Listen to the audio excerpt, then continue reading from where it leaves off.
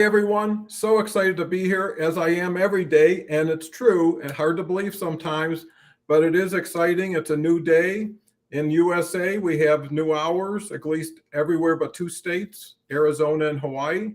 And with that, I'm so privileged and honored to have Penny Hopkinsons with us today. Harvey Tuck, it will be joining us maybe somewhere in about 15, 20 minutes. So it's only going to get better as time goes on. So stay here and let's see what we can do to learn and grow together. Today's topic is operations, which really ties into what Penny's involved in, which is manuals, primarily been invested in the franchise industry. And it's kind of funny because today I'm going to be on Ford's show we're going to tape the show today, a couple hours from now. And I met Ford through Harvey, and he's a great franchise individual. He's been on the show before. I just want to say hello to Kevin. Hi, Kevin. I don't know you, but I'm happy to meet you, and so happy to have you with us.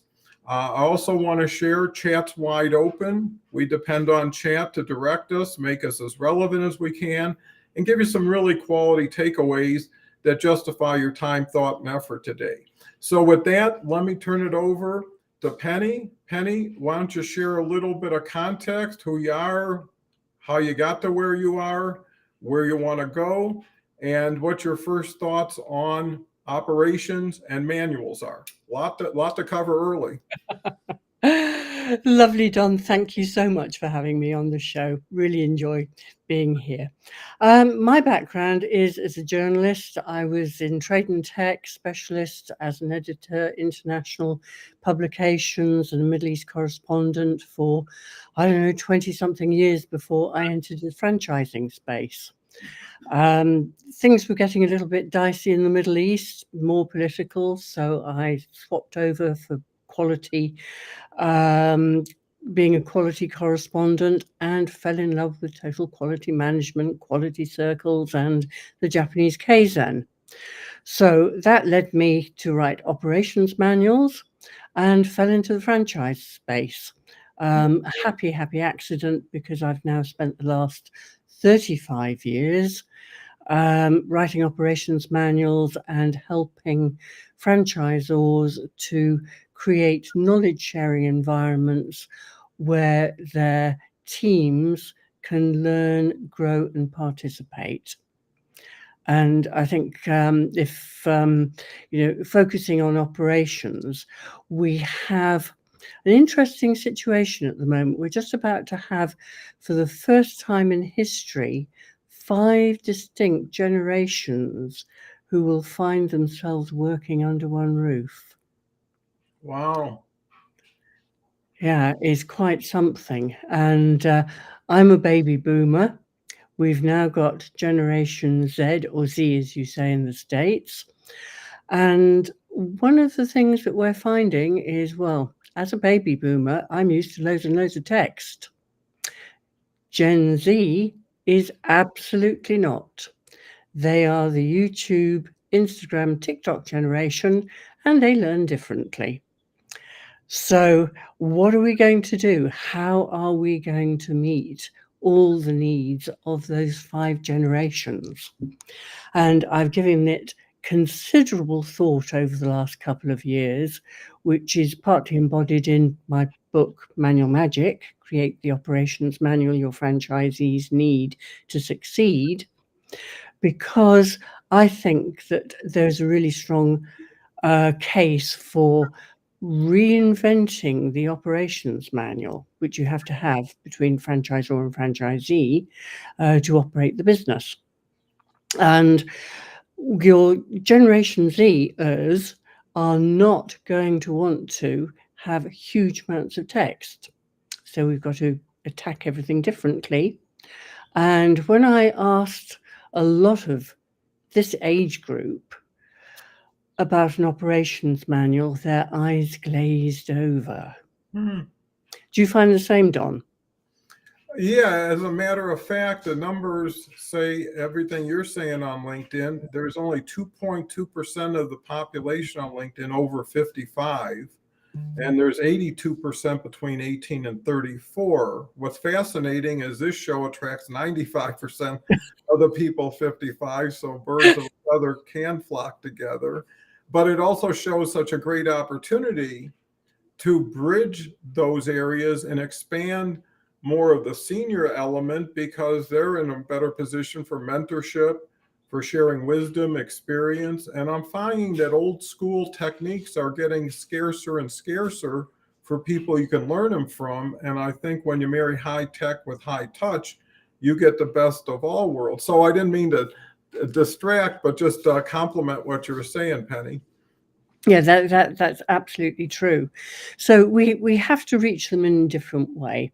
And I note that we've got Kevin here who knows all about video. He's the know, like, and trust video expert, and he had he's quoted in my book when we talk about video and all the things that it can do to bridge the gap between corporate, which unfortunately a lot of Gen Zers are not very interested in learning from.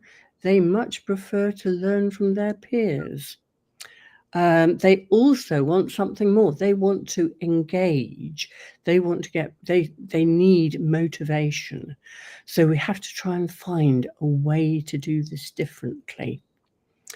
And in all the things that I've been looking at, one of the ways is if you develop your manual, obviously you need some text, but in all the processes and procedures that lend themselves to something that is more visual, why don't you look at video as a means to do it? And there is a platform that is very good for doing this. And what you do is you take little video clips on your cell phone, your mobile, smartphone, and you upload them to the platform. You put in captions, and at the end, once you've got it all absolutely perfect, you convert it into a QR code. And that QR code is placed strategically in the workplace so that when somebody needs to refer to a procedure and get it 100% replicated correctly, they can just take their phone, capture the QR code, and go step by step at their own pace in any language. Wow, that's interesting. It's a new concept and it works very well. I mean, you just need to think, go into your coffee shop, you've got your barista, he falls sick, and the machine needs to be stripped down and cleaned at the end of the day. Oh dear, what do we do? Do we go through loads of text and lose the will to live? Or do we simply capture the QR code and see step by step what we need to do? And problem solved. So it's another way of looking at things, and I think that we're going to see more and more of this in the workplace. And I think it's something that's interesting and engaging for everyone, because if you can make it in a way that is engaging and motivating for team members, it doesn't matter whether it's franchise, it doesn't matter what kind of business. If you've got a team, they need to be working together for continuous improvement. So if they're involved and they can get rewarded for perhaps a very, very simple solution that saves the company money in terms of either wastage or it may be a customer service point, then everybody wins. And maybe head office or somebody in the management hierarchy offers an incentive like a gift voucher. And a reasonable gift voucher. And if there's a conference at the end of the year, all the people who have contributed in the workforce go in for the competition, and the winner gets all the kudos of having made a major difference to the business. Well, that's fascinating. And, there's so much with repurposing video and the ability to take software like Opus and other software out there and provide an hour video like this and get 10 short clips, which may not be exactly the clips you would choose, but fast and easy. But what it says is everybody has a gold mine, but doesn't have the steam shovel to mine it. And as you continue to build content, when more AI becomes more accessible, more efficient, and you just put it right through there and it comes out in a different, better way, now you're getting residual benefit from, prior interest. But we got a great population showing up here. We got a LinkedIn user, could be Carrie, could be someone else, but Dennis is here. Dennis is here pretty much every day. Great gentleman, heating and air conditioning in Colorado. Glad you're here, and I can hear you to start a strong week. Can never forget Kelly. I like that new picture. Great look. And good morning. Kelly and me have been on over 100 shows in the last year. She does every Thursday, every week, and typically comes on Mondays and whenever there's availability. Kelly also has her own show, The Awesome Journey with Christy Howard, which is Tuesdays at 1 p.m. Eastern Time. Just to remind everybody, clocks changed. Better to learn in advance than afterwards. So thank you, Kelly. Look forward to getting together with you Thursday and any time before. Here's Omar. Omar's the Zoom party host. Had Harvey on yesterday on Who is Harvey Tuck. I was on, Kelly was on, I was on the Zoom party. My grandson was on the kids version. So Omar is just really out there supporting a lot of people, doing a lot of great things. I check out his profile, get to know him. Check out a Zoom party if you can. Yesterday was fantastic. Harvey was on. Omar in advance allowed me to be the surprise guest at 20 minutes into it. And Harvey wasn't aware I was going to be joining him. Had a wonderful 10 minutes with the group. So, there's something to audience, and there's something to community, and there's something to community that turns into family, right? And we're all there together for each other, with each other, and really rooting everybody on, because if they can do it, you can do it. And if you can't do it, maybe they can help you do it. It's inspiring. No one wants to be by themselves on social media. It just is so counterintuitive. Dennis comes back with, it is still true. Opposites do attract and hopefully not attack is the new fact. Dennis is our resident poet laureate. Kevin has a smile on his face since Penny addressed Dennis and introduced him. And, the more you give, the more you get. The more you promote others, you're promoting yourself in front of others, promoting others. And people see you as, hey, if they're that way to that person, they're probably that way to my person. Kevin comes back with just-in-time video. I got to give you credit, Kevin. You jumped right in. Oh, that must have been Carrie. He's our jokester of the day. One water droplet said to the other water droplet, watch where you're going. They say since it's too foggy. I don't know. It must be part of the weather. Hello, Don and your guests. Thank you. And here's Carl. Carl has just been with us 3-4 months, joined a collaboration group, advanced, and now has his own show, Instant Funding. Carl's into finance, crowdsourcing, all this latest stuff. Great guy to know. Does a daily newsletter and is on this show every other Wednesday in his rotation with his personalized show. So thank you, Carl. Glad you made it up and down to Fort Collins in the snow last Friday. Dennis says, agree, teamwork still works for sure, and you're not out the door, but more adorable. Kevin says, exactly, video can trickle down to lots of different forms of content. And live video is so in the moment. You come up with things, you say things you could have never planned, and it fits what happened before you, the energy level. I mean, those are attributes that physically you can't see, but you can feel, and feeling is better than seeing, or at least a compliment. Carrie says this, and then before we swing it back to Penny, and then with ChatGPT, you can create all sorts of other content too. You know, the only thing that's lacking is creativity and innovation. The tools are there. You got 1 billion people on LinkedIn. You pair these channels to YouTube, you got more billions. How many billions do you need? And if you work backwards and you're only looking for 1 or 2 of whatever, it's not, you know, the numbers in your favor. Can you actualize and manifest the values and the thoughts you bring to a larger, more amplified audience? So Penny, a lot of stuff in a short period of time. We're on a roll.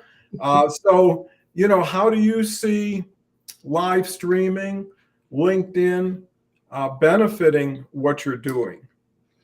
Oh, I think it's all about community, isn't it? You mentioned that earlier. I've noticed over the last 12 months that people are building wonderful communities. And once you're in one, you get invited to another. So that community grows, and collaboration is the name of the game. It doesn't matter if you've got competitors, work with them, because what you're doing is working to the benefit of your clients.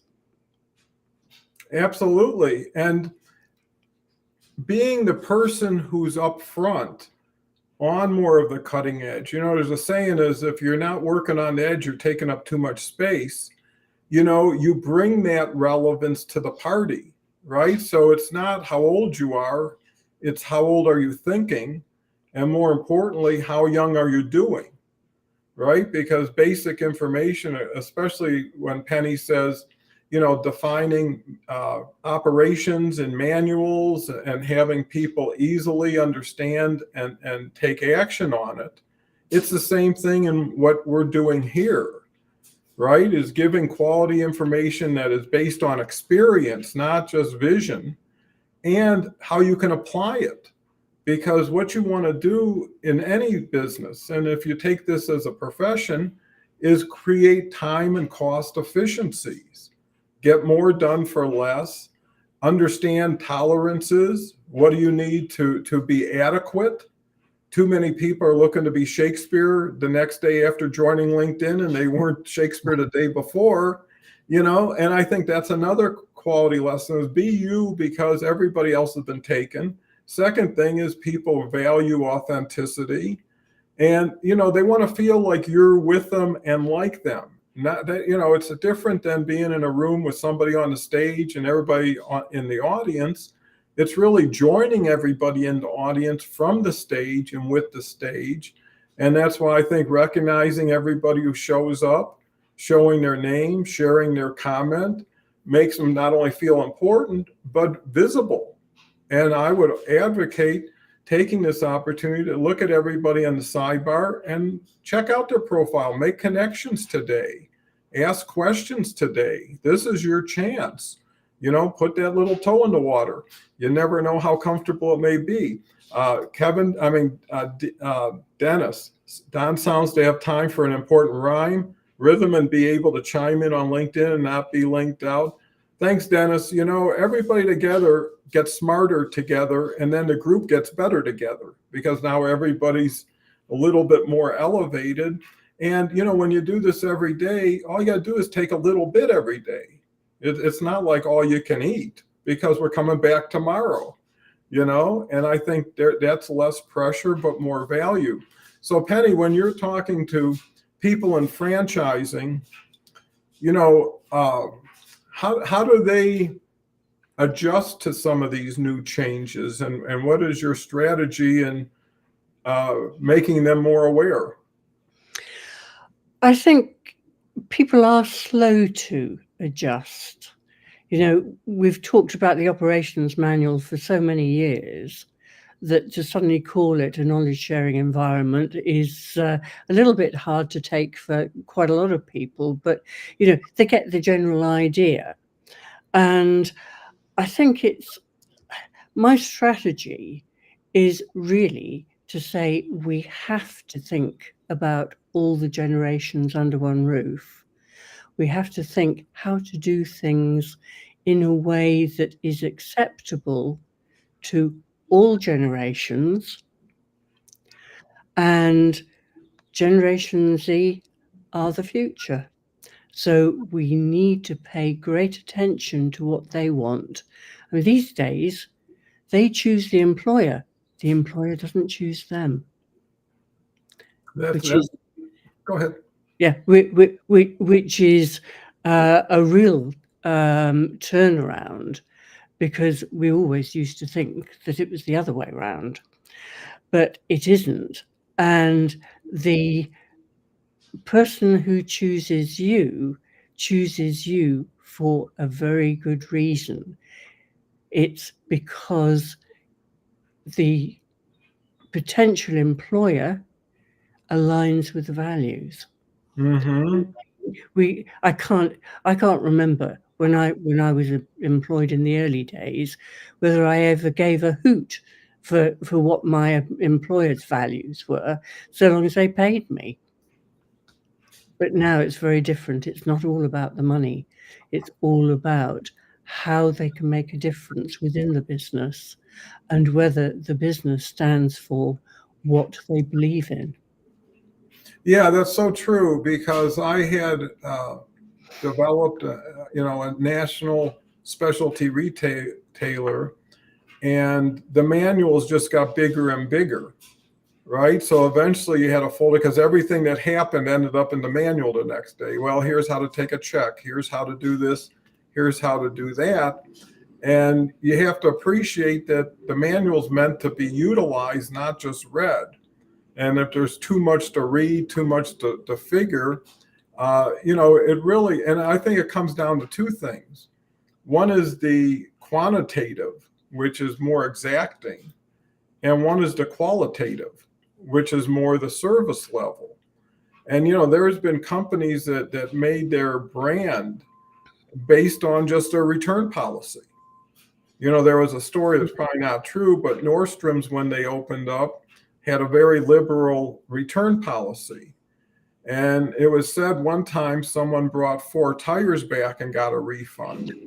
And the fact was Nordstrom has never sold tires, but that's how liberal they were and how outstanding. And plus, I always say the customer pays the bills for everybody.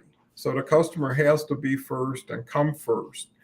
And some people deserve better than average treatment because they're better than average customers, or they do something pleasant. So there's a lot of discretion based on, the person really doesn't deserve a refund, but they're always great and they never ask for one. And, in customer service, I always felt that was the number one sales tool, because that shows you whether you stand up for what you say you're going to do by doing it. And I always said, if you're going to do something, do it with a smile and do it fast, right? Don't tell somebody how lucky they are to get their refund today, or how you're going out of your way. And guess what? Nobody but Harvey Tuck is here. Thank you, Harvey. You're coming in just at the right time. We got the momentum at really high speed. Everybody's excited, motivated, interacting. We have Kevin Ayers here, who's a brand new person. Who know Kevin very well. to bring great value. We're discussing how the demographic of people coming into franchising is getting younger too. So this need is accelerating. And, the customer always comes first. And that's where people should support and follow from where they are instead of where you want to be. To Penny's earlier comment, change is the hardest thing for people to do. They'd rather be slowly uncomfortable in something that has turned out to be routine than make the change. And I think that's one extra thing, is you have to be the agent of change. You have to be so convincing, so compelling that it makes no sense not to follow it. So Harvey, I really enjoyed, and actually Omar's here, yesterday's show with Omar. I think it was great to get to know Harvey a little bit better. I suggest going back to that show. I was honored to be a surprise guest. we're starting to throw in all kinds of things like that now on people's shows. So Harvey, why don't you catch everybody up to date and share some of your experience with Penny? Yes, Penny, first of all, it's lovely to see you. I hope you're okay. Lovely to see you, Harvey. And apologies for my late arrival. I was on a train and then running up a hill, and I've just rushed in and turned this on, so I have to gather my thoughts a little bit. But I've known Penny for a good long while. Penny is an advocate of the franchise show and a fellow franchise professional, an enthusiast, and has a wonderful book that I always love to promote. And if she's not going to do it, I will, which is this one. Yes, really valuable to have her as part of the franchise show community. She always adds a lot of value when she comes on to the show. As with this show, the comments are always driven from and come from the audience, and whether Penny is on the show or in the audience, she always adds great value. It's always a pleasure to talk to her, so I look forward to today as well. So yes, that's my intro while I just have a little bit of a drink because I'm very thirsty. Sounds great. While you're drinking, I'll be sharing new comments. Dennis says, agreed, be accessible to generate positive energy to all generations. Jason, a new individual, thank you so much for joining us today. Great to see you from UAE. Customer satisfaction should be the tagline for all business, especially today with the internet and online shopping. There's so many choices. Everything is international. You've got to stand up and distinguish and differentiate yourself from the crowd. And the benefit a small player has is the personalization one can bring to it, but also the responsiveness. You know, doing things fast, doing things efficiently, learning from others. And since things are changing so quick, the person who's on the front end of the newest changes wins the game. Legacy getting dragged forward can be like a parking brake. Carl says, good morning, Harvey. Everybody's great to see Harvey. Brightens every show. Glad you tucked in today, too. Dennis is getting more creative. Omar says, welcome, Harvey. Then Dennis comes back with agree. You can be the agent, helps change regardless of your age. You know, you're only as good as the last thing you just said to someone. If it has value, you probably have another opportunity to say something. Doesn't matter how old or young you are.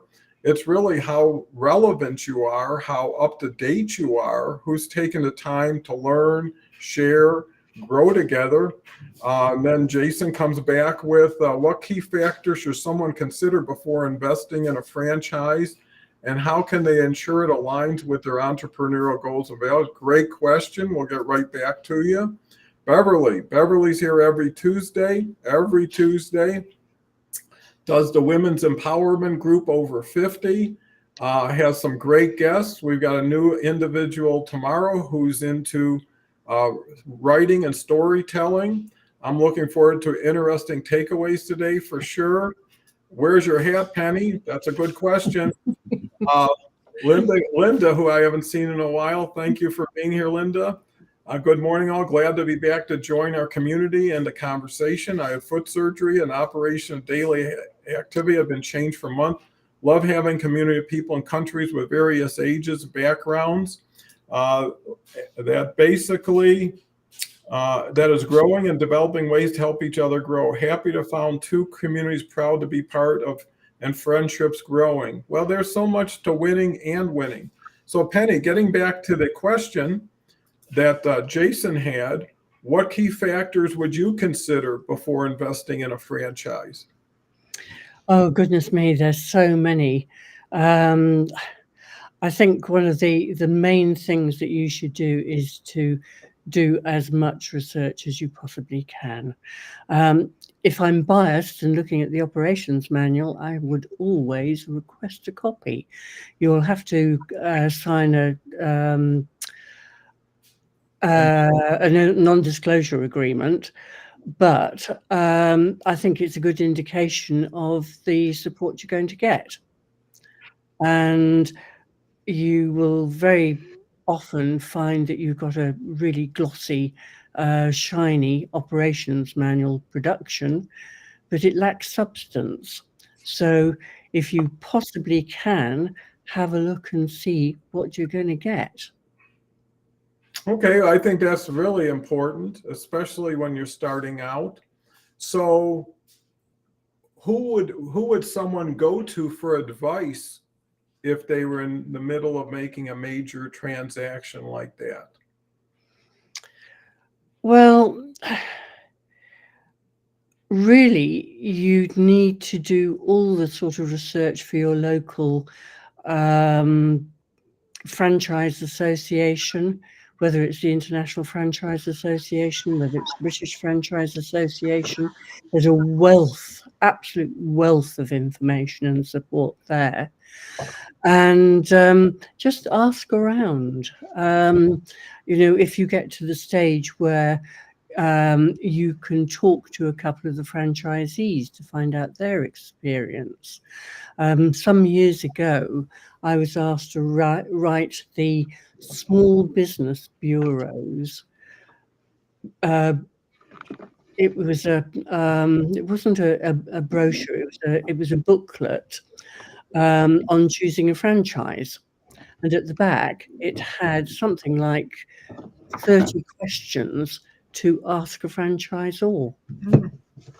And one of the things is, you know, I'd like to be able to talk to a couple of franchisees or more and see what they're doing and how they're doing it and gauge how happy they are. So that's one way of doing it. Well, you know what comes to mind with you saying that is how live video, or at least taped live video, could provide testimonials, experiences. So if you can answer all the questions before they're asked, or know what questions are going to be asked, and supply that information up front, now you're getting closer to decision making than research and development. And I think there's a huge competitive advantage when it really does stand out. It is authentic and real. And, you know, you have the opportunity to build interaction and create maybe a show or two around that for people to learn with other people, right? Because it's more fun when you got a group and when other people are asking questions you may not have thought of, or things are being raised that now you start thinking about them, because I think the franchisor and the franchisee have mutual benefit in getting it right the first time, right? That there's no surprises later on, that, you know, no one thought this and found out that. So Harvey, you're in the mix of so much in the franchise industry. You've got the #1 franchise show. And I think what makes Harvey so special is he is so supportive and thoughtful towards everybody on the show. And what we found out, as being a moderator, a facilitator, a promoter of who you're with, really the less the spotlight's on you, the better it is for everybody watching the show, participating in the show, because you're going to get your time over time. And I think a key element that I think applies to anything that's very successful is consistency, right? And I think that's why you have manuals, is keep the experience the same. You go into McDonald's in Chicago or in Dallas, you're going to get the same burger, the same experience, and that's what builds brands. So Harvey, how can you No, I think that this is a great question by Jason, and I think also what you said there about video. I mean, Kevin was here at the beginning. He's an expert on all things video, and just give me one sec. That's the door. This proves it's live. I'll be back in one moment. Just go to Penny for a moment. Sorry. Oh, you bet. Penny, take it away. Right. Well, video is a fantastic medium because, as we touched on, Kevin is the great person who will go and do the franchisee interviews and also the franchisor interviews. So on video, it's really, really, really difficult to lie to the camera particularly when you're being asked searching questions. And, it just builds the relationship right from the ground upwards.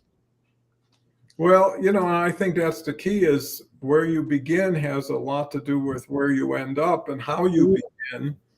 And, how, again, reactive, responsive, sensitive to people's questions, because in the beginning, it's all qualifying, right? The franchisee's trying to qualify the franchisor, the franchisor's trying to qualify the franchisee. And, at the end of the day, it is what it is. So our franchises forward looking, like you say, I used to always tell people came to work with me, it's not how much you make, it's who you become here. Right. And are you going to be a better person, have a better experience for what you're doing? Penny? I think the key to this is knowledge is power. The more you know when you go into that first interview with the franchisor, the better you will be. There's just no substitute for doing your due diligence, just as the franchisor will do theirs with you as a franchisee. Do something you love. Don't go into something because you think it's going to fill a gap. This is a lifelong partnership in the broadest sense of the word. You're your own boss, but you have the support of your franchisor if that franchisor is ethical and straightforward. I mean, they really, really should give you every assistance from the moment you signed that agreement right the way through to when you sell the business. Average length of the franchise, probably 5-10 years. Okay. So with that said, it seems only natural that someone would follow their passion, because A new window. It's not much more expensive. It's a lot of hard work, and it's a lot of dedication and commitment.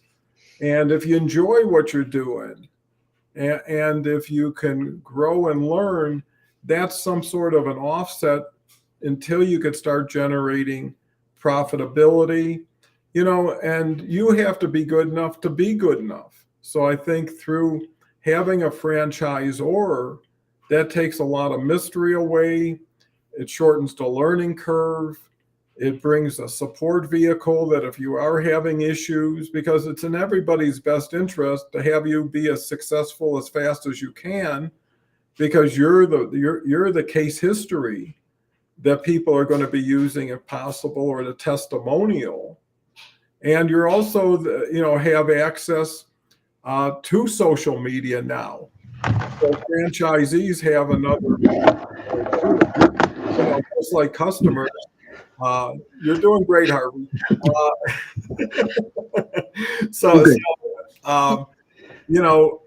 I think what's curious is after your very exciting, diversified background, that franchising and manuals would be the thing you hopped on. So what got you to this place, Penny? Do you mean my journey from being a journalist to? Mm-hmm.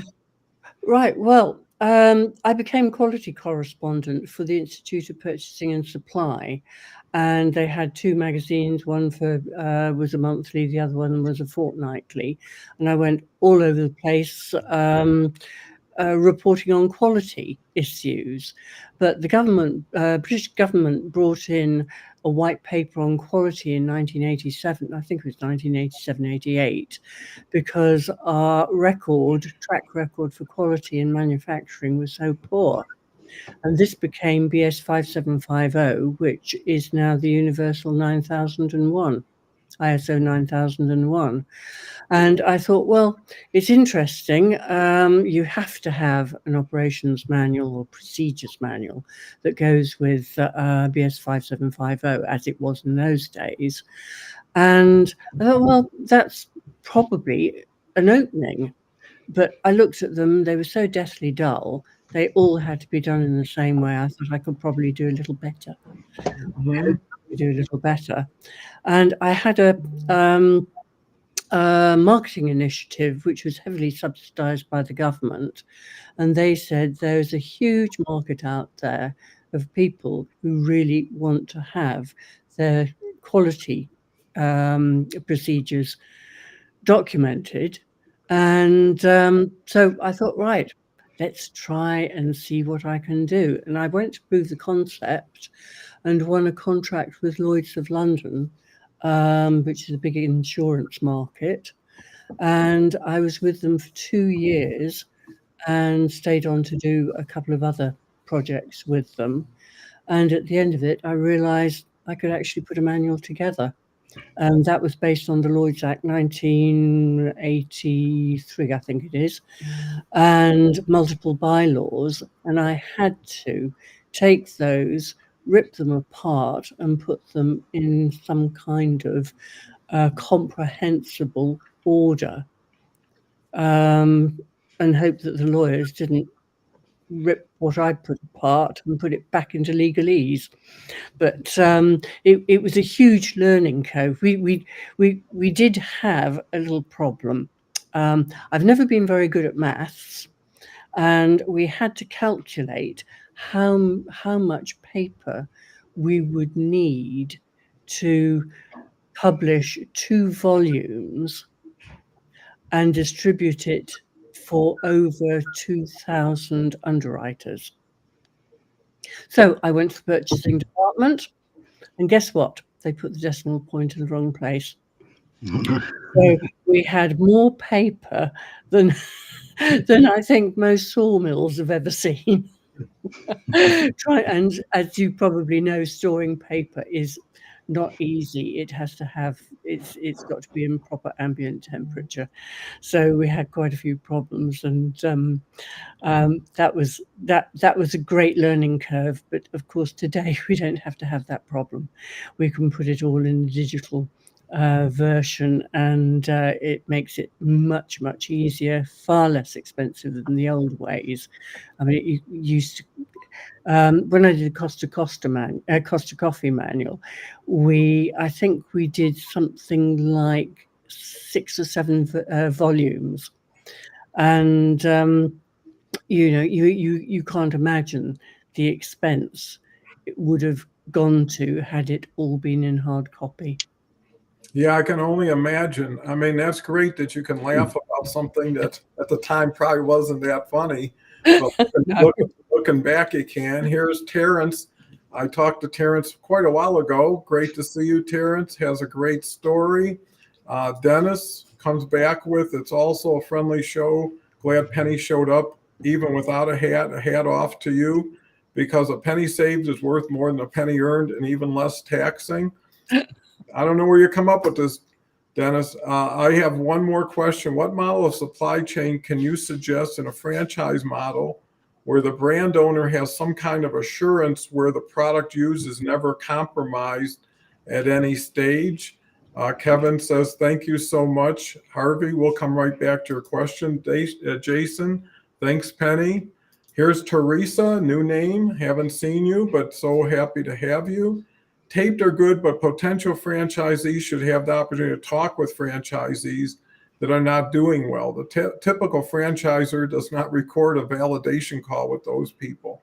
Many times a potential franchisee will learn why they are not doing well, and it has a lot to do with underperforming franchises. That makes so much sense. Dennis comes back. We can see Harvey is still able to be adorable. I think that's to do with me answering the door. Yeah. Good. Kevin comes back. Teresa, really interesting, Teresa. I usually suggest to clients that we record some content like, what are the biggest problems franchisees face? people aren't stupid. If you address questions like these up front, you gain credibility. Harvey, got a couple good questions here Yes, from we Kevin, have. Teresa, and Jason. So take your Yeah. choice. I will. And apologies for that. I think we're all good now. So, It only gets better. yeah. I just wanted to address actually this point here, in fact. So Kevin suggested about recording some content so that people can see it. And there was a comment that is good, but it's always good to meet someone face to face. And I really agree with that. So as a franchisor now, I'm talking, when we're on the journey, there's two things. There's the numbers that people can easily see and everything they can look at online. But then there's really understanding whether you can do business with somebody and whether you get along with them. And that can only be achieved really with time together. Now, sometimes that can be challenging. Producing video content is great, but a LinkedIn Live for this purpose is even better. I said to even a franchisee today, look, check out the franchise show, because you've got several hours of content that you can see I'm exactly the way I am when we're talking together. Well, minus a hat. I don't always wear it. I don't want to give that away, but so I think it's a really interesting point to talk about. You know, Penny often talks about knowledge sharing. You know, it's ops manuals, but Penny often talks about knowledge sharing. And as you get to know people, either face to face, you know, over a lunch, you know, or walking about a potential location, you are sharing things together. And that's how that relationship starts to form. You know, and I think as franchisors, we have lots of potential franchisees that we're trying to narrow down who might be our business partners. And the same way franchisees have lots of businesses that they're looking at whether they are a good fit and whether that's going to work. And actually, in that early stage, getting involved in something like a LinkedIn Live is a great way of having that knowledge share. So I think some really interesting comments. You know, and I think that they can be addressed by knowledge sharing and getting to know one another as well. So some great points. Well, I think communication is key, especially in franchising, because, you know, you want to keep it upbeat, you want to keep it positive. And I also think, just like any customer service opportunity, how you respond will affect how people expect things to be in the future, right? So the first time a franchisee has an issue or confusion or whatever, how is that addressed? You know, how fast is it addressed? You know, how well is it addressed? Because, you know, it's never, you know, when you sign up, you'll probably never be more excited than that day. And then as you get to work, that excitement starts to diminish. If your confidence and knowledge doesn't go up, you're going to end up confused and without interest or excitement. And, you know, and I think everybody would rather put an ounce of prevention in rather than a pound of cure. And by thinking like the other player, right? A franchisee should think about what's important to the franchisor, and the franchisor should have the franchisee at their top of their list, because that's why they are charging, right? Is for the support, is for the knowledge, is for the confidence that they've done it many times before. You can trust their procedures, you can trust, you know, their manuals. But really, when the rubber meets the road, do the people match up to their manuals, to what they said up front? And I think that's really going to be key, because business is business. Things are going to happen. No one can expect. But how do you make it right? Right? And then one thing I've learned about business is words and manuals and documents are all well and good, but you don't want to take anybody to court. Right? Nobody wants to sue anybody. I mean, it's there because it has to be documented and understood. And like I say, when does someone go out of their way for you? When does someone show a little bit more than they had to, right? Where the numbers say this is what you get, but based on your circumstance, based on the situation. And the other thing is having shared responsibility, right? It's never going to be 100% either side where it's all your fault or all their fault. And I think it's that consideration that says, hey, wow, they did more than they had to, or they weren't required, but they did it anyways. That really builds confidence. So Penny, what's your thoughts on how do you not only take a manual, but use the manual to complement and support what was already there versus when people look at a manual, they look at time, they look at effort, they look at reading it. And, just like people buy a lawnmower and forget to read the manual, I think that could be a challenge. What's your thoughts? Getting people to read a manual is a challenge. I think these days we just want instant information. We don't want to have to plow through. We don't want to have to go onto the internet, find where we're, something we're looking for. I have a little technique that I'm beginning to get into franchisors, and it's taking the information in the manual and creating a chatbot so that you can ask the chatbot anything and it will come up with the answer. I've done that with my book because we have a QR code there which goes into a free of charge database of tools and resources, and the chatbot is there. Ask me anything about the operations manual, and it comes back. So far it's been 100% correct. Wow.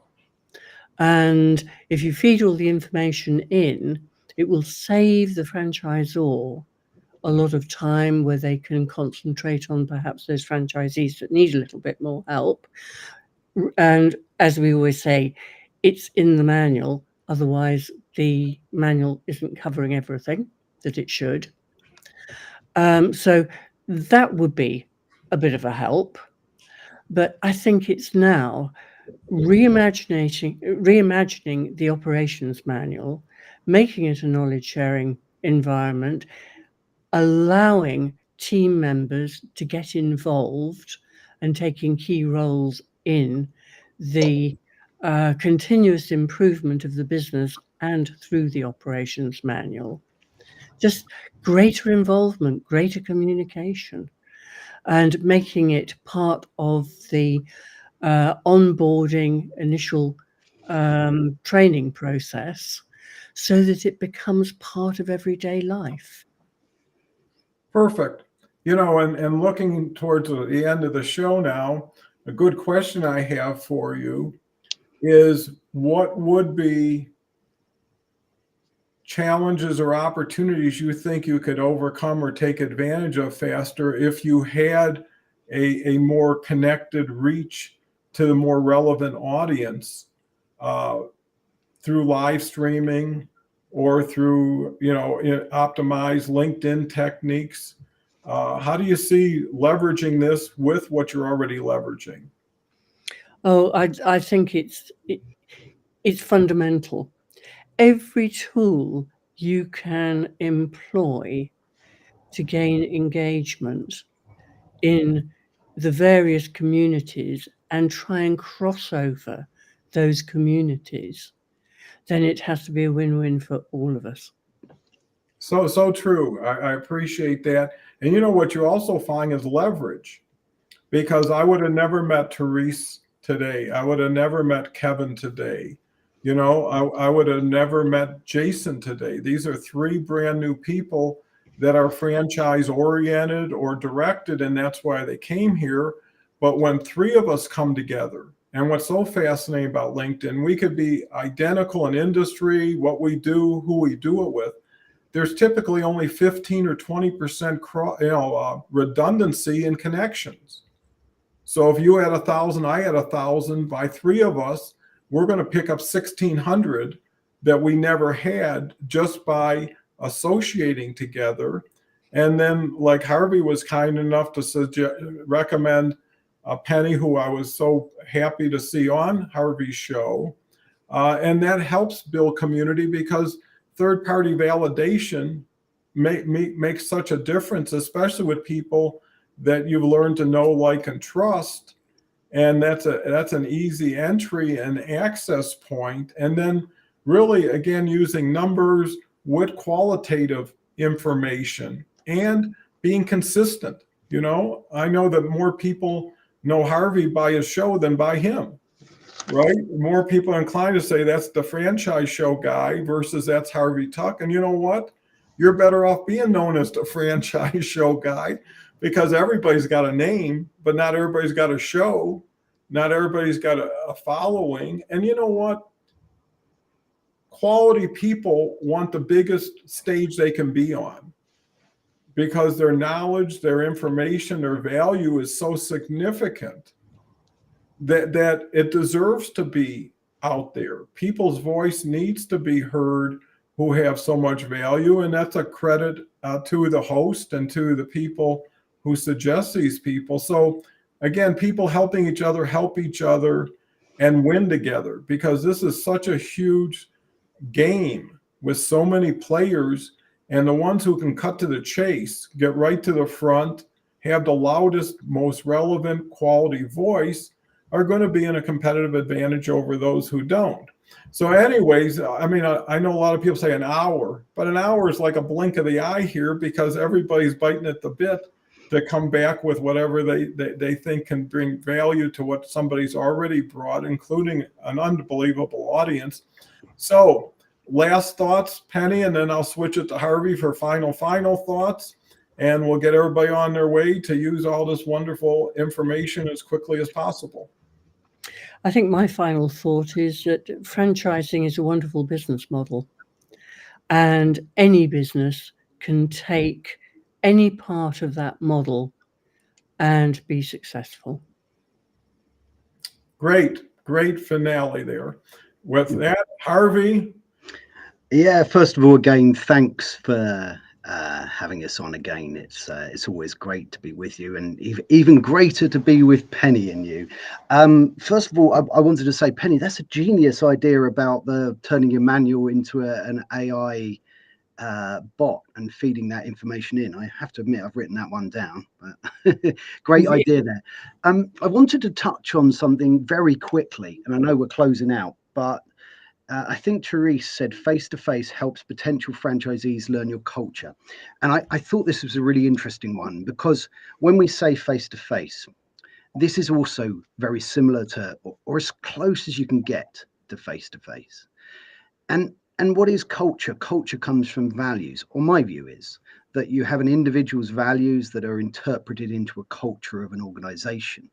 And I think that Therese has really nailed it there, that when you do have these interactive things, whether it's turning a manual into something that is more interesting and adds more value through a creative way of presenting that, or whether it's using a live stream as a way of connecting with an audience and helping filter down some of those inquiries and helping that decision-making process so that people can get to know one another. So I think that live streaming is a fantastic way to do that. And I think that a new interpretation of an ops manual and some fantastic ways to make that interactive, QR codes, video, so that people really get value from it, and using LinkedIn Live with it. You know, you can separate that out, talk about it each time people are asking questions. You know, they could be existing franchisees, and someone on the LinkedIn Live, it could be somebody who knows about the ops manual. As I say, I think it's a great idea. I think that it's got a real chance to add some great value. So it's been a fantastic conversation, and I very much enjoyed it. Yeah, me too, because, you know, people think because you host a show, you're not learning as much or more than anybody else who's participating in the show. And, you know, when you see people, how they are, when they are, you know who they are better, you know, so just people's facial expression, you know, there's a saying, no one hears your words until they hear your music. you know, and it's your excitement, your enthusiasm, your confidence level, if it's sincere, that really rings true, you know, and people want to be with people who bring them up, not down like elevator buttons. And, you know, I think that's going to be key, is how enjoyable, you know, how much fun are you having? What's the quality of your life with it? You know, I think you can add this and that instead of or that, you know, and I think franchising is just great. Plus, I think what Penny and Harvey just touched on is by using more cutting edge, relevant live streaming, QR codes, digital formats, avatars, things of that nature, you're in the swing, right? You could have an old company and have a new vision and a new future, you know? So sometimes old companies have opportunities that new companies won't, and vice versa. So thank you so much, Penny. Thank you as always, Harvey. Look forward to using this as an opportunity to reach out to Penny, get her book, Manual Magic, I believe it is. I'll do it again for you, Penny. Oh, for sure. You know, and Mirror image. yeah, for sure. And so We'll sort that out. that would be a compliment to all of us if you could get to know Penny better, because it's worth your while. Let me tell you. Harvey, you already know. Don't miss his show tomorrow. It follows this show and always has quality guests, quality format, and I can't speak enough about it. So everybody come back in 23 hours. Tomorrow we're going to have Beverly and a brand new person who we haven't had in the past. Basically, I'll tell you really quickly. Her name is Laura Burgelis, and she's an author and into storytelling, great individual. And then Wednesday is Dave, Jason, and myself, career transition. Kelly and I come back on Thursday. And then a new person, Nathan Hirsch, is going to be here. And he's a great individual too. So great shows ahead. Don't miss Kelly's show, Harvey's show, Carl's show tomorrow, 8, 9, 10, 11 Mountain Time. And with that, thank you so much.